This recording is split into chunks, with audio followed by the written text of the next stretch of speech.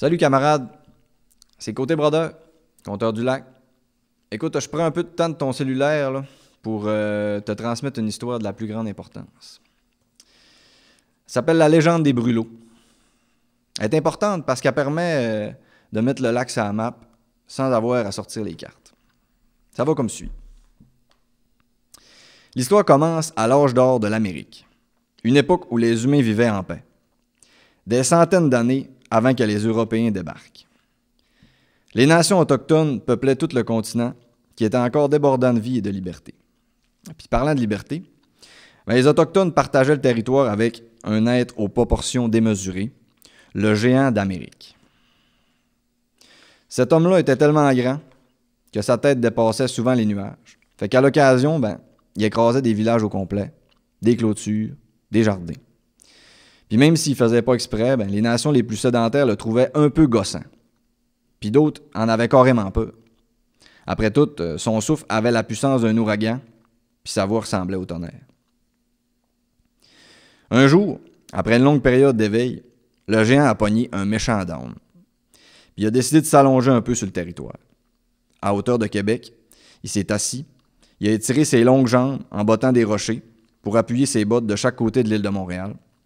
Puis il s'est couché de tout son long, la tête sur l'île d'Anticosti, le bras gauche encerclant les Appalaches, puis le bras droit s'enfonçant dans le paysage du fjord, jusqu'à dépasser sa main droite dans l'eau d'un immense lac plat, notre beau Piekouagami. Voyant le géant endormi, les chefs des grandes nations se sont rassemblés à Québec dans le but de s'assurer que le géant d'Amérique reste couché là à tout jamais. Une nation allait attacher ses longs cheveux sur d'énormes arbres, d'autres allaient attacher sa ceinture au cap Diamant, d'autres encore allaient descendre attacher les lacets de ses bottes au pied du Mont-Royal.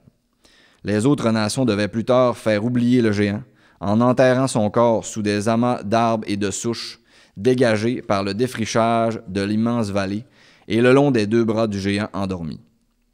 Perché au sommet d'un érable surplombant l'assemblée du Grand Conseil, un vieux corbeau avait tout entendu et il s'envola. Au fil des années, les nations ont toutes réalisé leurs tâches, sauf les nomades, la nation des Porc-Épics, les Kakouchaks, qui refusaient de couper les arbres qu'ils considéraient comme leurs frères, tout comme le géant qu'ils n'avaient pas oublié. C'est alors qu'un jour, en plein cœur d'une longue sécheresse, un terrible orage arriva au-dessus du pays.